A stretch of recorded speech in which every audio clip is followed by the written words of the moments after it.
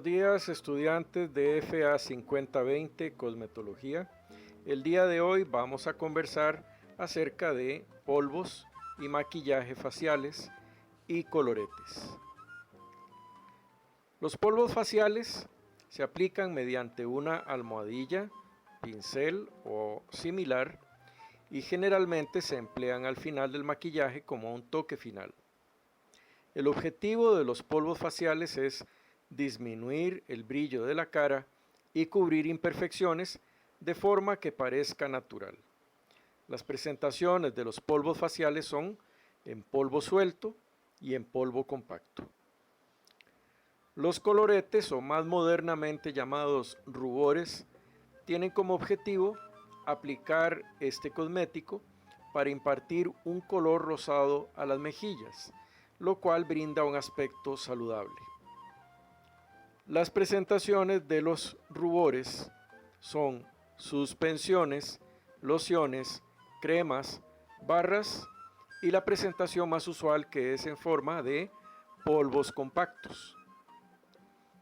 Las bases para maquillaje se aplican generalmente antes de los polvos faciales y el rubor. Y su objetivo es preparar la cara para el maquillaje. Eliminan el brillo de la nariz, de la barbilla y de la frente y cubre imperfecciones. Las bases para maquillaje dan opacidad a la piel, profundidad e imparten un color más intenso. Las presentaciones son en líquido y en barra. Vamos a comenzar hablando de los polvos faciales, no porque se apliquen de primero, en realidad se aplican de último, pero es importante para el desarrollo de este tema el hablar primeramente de los polvos faciales por los componentes que contienen. Las propiedades generales de los polvos faciales son de polvo cubriente, debe ser absorbentes de grasa, deben tener características de deslizamiento, deben tener buena adherencia a la piel, deben proveer lozanía y luminosidad al maquillaje. Veamos los componentes de los polvos sueltos. En primer lugar, el talco. El talco es el componente principal de los polvos sueltos y su tamaño de partícula debe ser menor de 75 micras. El kaolín es un silicato de aluminio. El kaolín disminuye el brillo producido por el talco. Otros polvos que se utilizan en la composición de los polvos sueltos son el carbonato de magnesio y el carbonato de calcio, que disminuyen el brillo producido por el talco. Eso sí, se deben emplear a una concentración menor a 15% para no producir una sensación seca como de tiza. Poseen excelentes propiedades dispersantes del perfume. Por otra parte, el estearato de zinc y el estearato de magnesio aumentan la adherencia a la piel y dan mayor resistencia a la humedad. Se emplean en concentraciones del orden de 5 a 15%. El óxido de zinc y el dióxido de titanio son opacificantes. Se emplean en concentraciones que oscilan entre 15 y 25%. El dióxido de titanio puede acelerar la oxidación del perfume.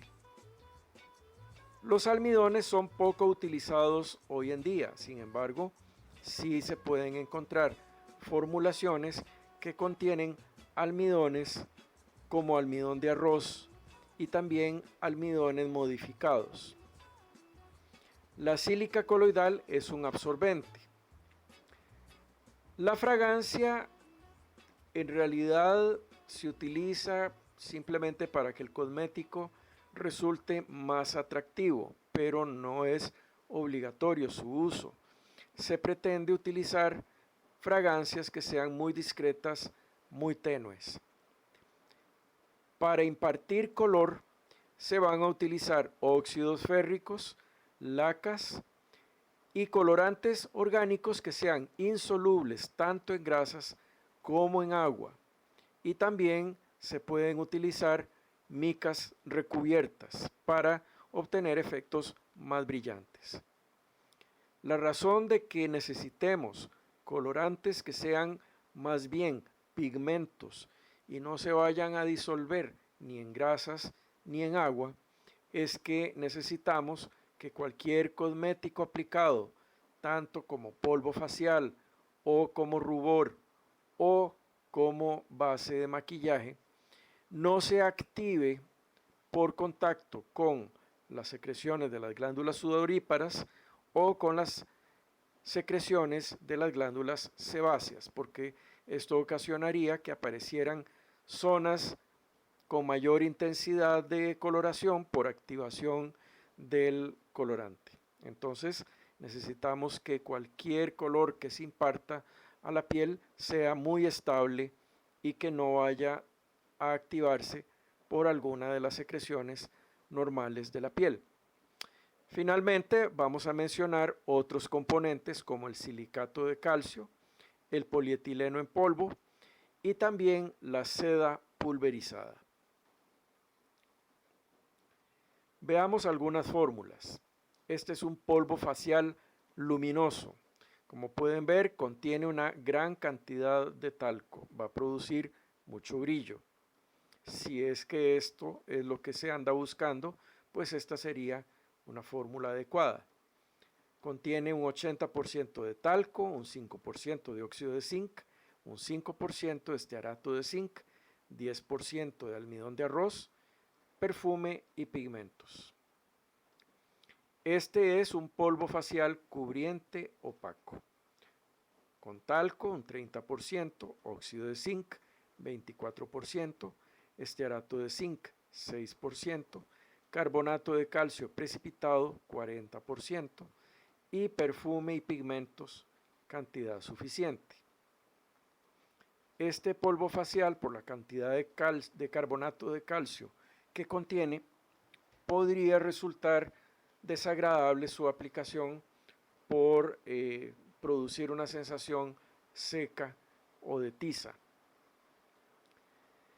Este es un polvo facial con opacidad, cobertura y lozanía intermedios, con un 50% de talco, un 15% de almidón de arroz, 15% de carbonato de calcio, óxido de zinc 15%, estearato de zinc 5%, perfume y pigmentos. Un polvo facial con resistencia a la grasa.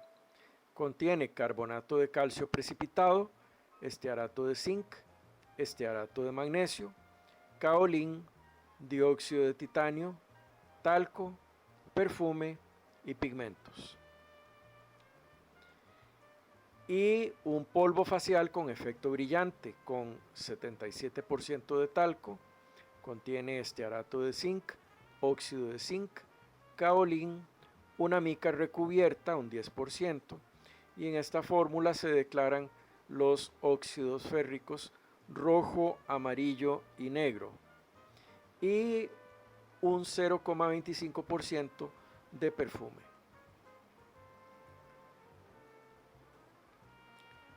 En forma de polvos compactos vamos a tener los mismos empleados como polvos en los polvos sueltos, pero vamos a necesitar algún tipo de aglutinante para formar el compacto.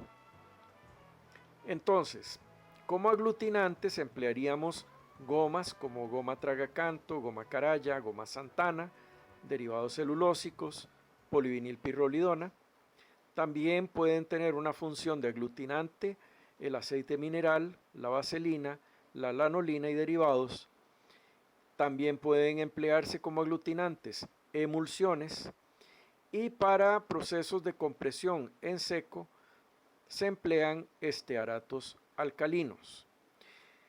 En el caso de los polvos compactos estamos aplicando presión en un molde para obtener este compacto.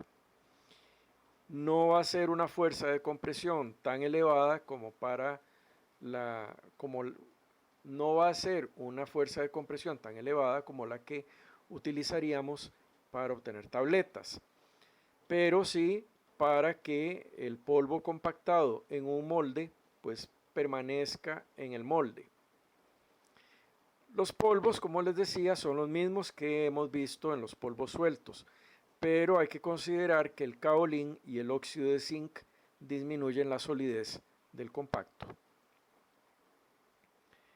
Veamos estas fórmulas 1, 2 y 3 que se comparan con respecto a las cantidades de talco, óxido de zinc, kaolín, estearato de zinc, carbonato de magnesio, dióxido de titanio, carbonato de calcio, almidón de maíz y perfume. Estas serían las mezclas de polvos.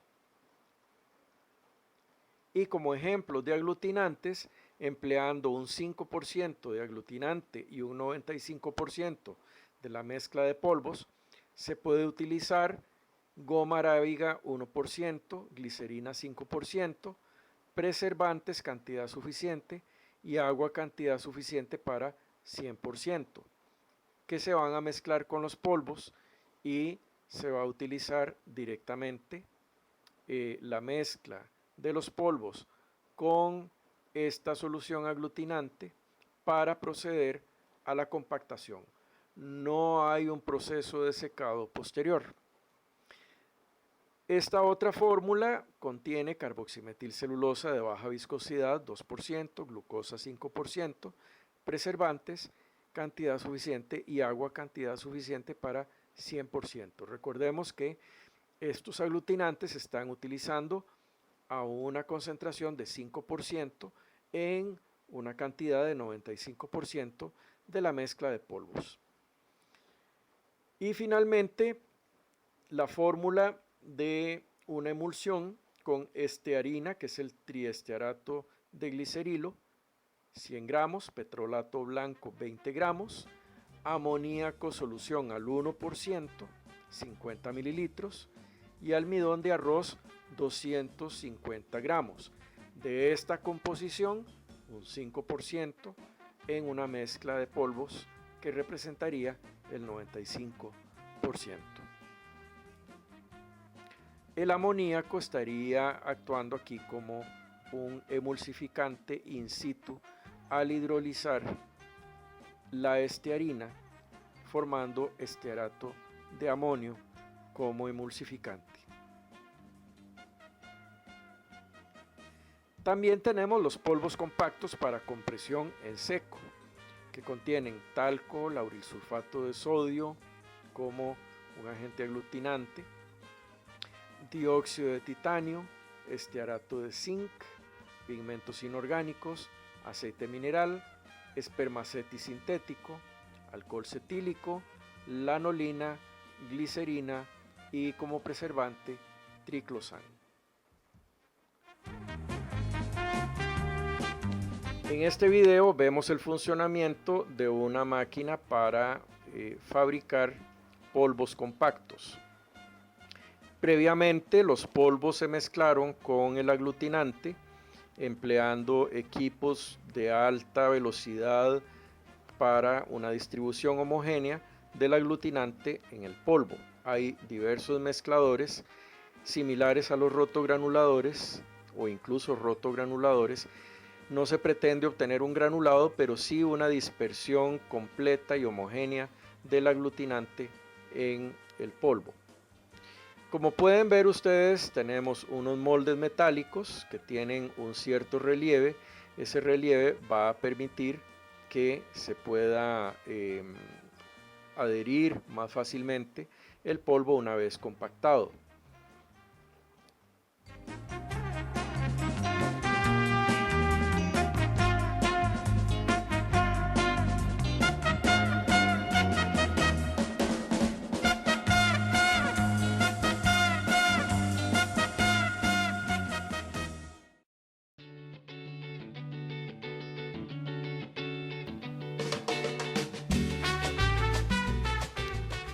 Aquí tenemos la estación de llenado, que es algo parecido a una tolva que avanza hacia los moldes para depositar en ellos el polvo que se va a compactar.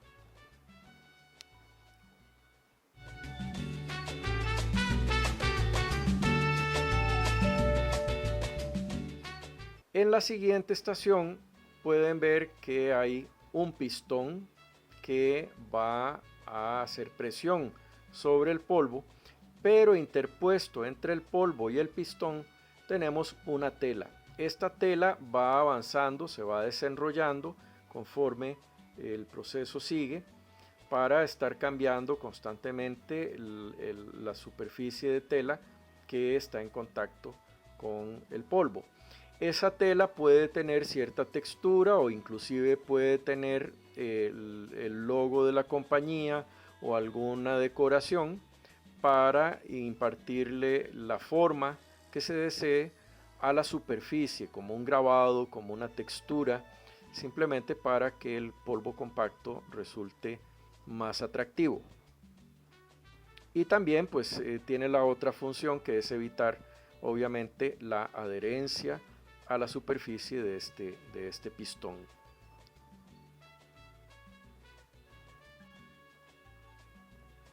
No digo punzón, digo pistón, porque realmente eso es lo que es un pistón que simplemente baja y compacta el polvo dentro del molde, pero no hay una matriz como tal, no es una máquina tableteadora. Vean, de un lado como la tela está limpia y del otro lado la tela ya usada tiene residuos del producto.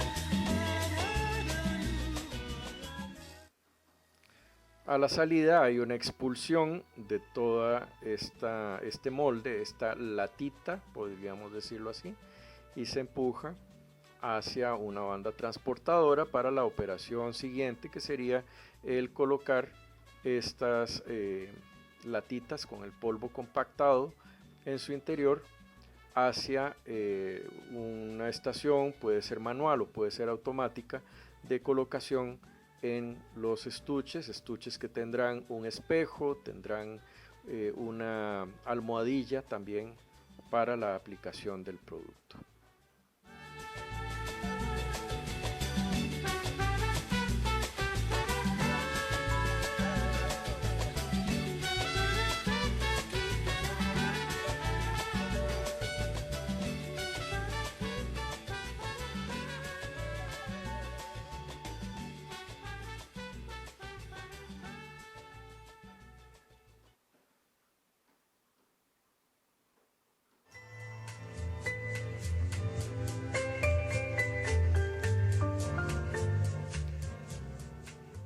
Bases para maquillaje. En bases para maquillaje, hablemos primeramente del maquillaje líquido o en crema, que se compone básicamente de pigmentos dispersados en una base viscosa, que puede ser una base hidrocoloidal o una emulsión fluida, y es la forma más aceptada hoy en día. Tenemos también la presentación de bases para maquillaje como maquillaje en barra. Es mucho más denso, es una dispersión de pigmentos en una base de ceras y puede servir para disimular manchas, marcas de nacimiento y cicatrices. Se aplica como una barra de labios. Veamos esta fórmula, que es bastante extensa y es parecida en cierta medida a la formulación que vamos a preparar en la sesión de laboratorio. Esta fórmula contiene lanolato de isopropilo, miristato de isopropilo, escualeno, aceite mineral, oleato de sorbitano, vigum al 5%, propilenglicol, carboximetilcelulosa sódica al 1%, polioxietilensorbitán monooleato, agua y como pigmentos dióxido de titanio, óxido de hierro amarillo, óxido de hierro rojo y óxido de hierro negro. El perfume y un preservante como una combinación de metilparabeno y propilparabeno. Veamos una formulación de un maquillaje en barra que va a ser algo muy similar a un lápiz labial suave. Contiene aceite mineral, cera de parafina, cera de abejas, cera carnaúba, kaolín, dióxido de titanio y como pigmentos óxido de hierro amarillo, óxido de hierro rojo, óxido de hierro negro y perfume. Esta otra fórmula, también de un maquillaje en barra, contiene alcoholes de lanolina, cera o soquerita, cera de parafina, aceite mineral, miristato de isopropilo, lanolina, dióxido de titanio, kaolín, óxido de hierro amarillo, óxido de hierro rojo, óxido de hierro negro y perfume.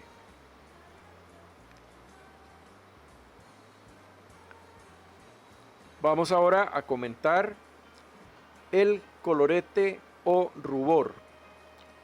En inglés se le llama blusher. Y en realidad colorete y rubor significan prácticamente lo mismo. Se pueden utilizar ambos términos indistintamente. Cuando hablamos de colorete, pues produce un color rojo brillante más intenso.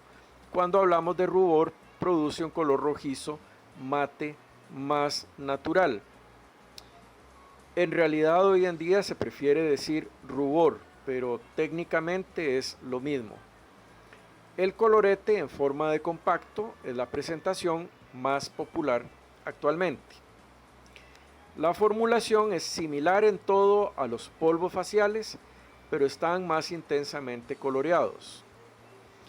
Vamos a utilizar kaolín, óxido de zinc y dióxido de titanio en concentraciones más bajas que en los polvos faciales compactos, y los pigmentos pueden ir desde un 0,5 hasta 6% de la formulación. Se emplearían lacas y pigmentos inorgánicos como óxidos férricos.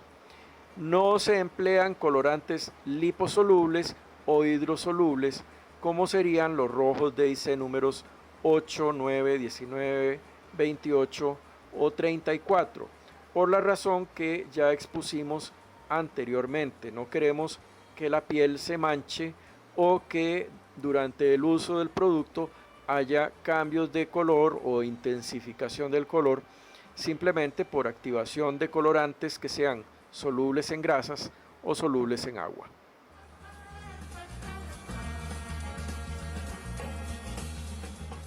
Esta es una fórmula de un colorete compacto que contiene talco, estearato de zinc, dióxido de titanio, una mica recubierta de dióxido de titanio, óxido de hierro rojo, óxido de hierro negro, rojo DIC número 9 como laca de bario, perfume y una base. Cuando hablamos de base es el aglutinante, y esta base va a ser cera de abejas un 12%, lanolina 2% y aceite mineral 86%.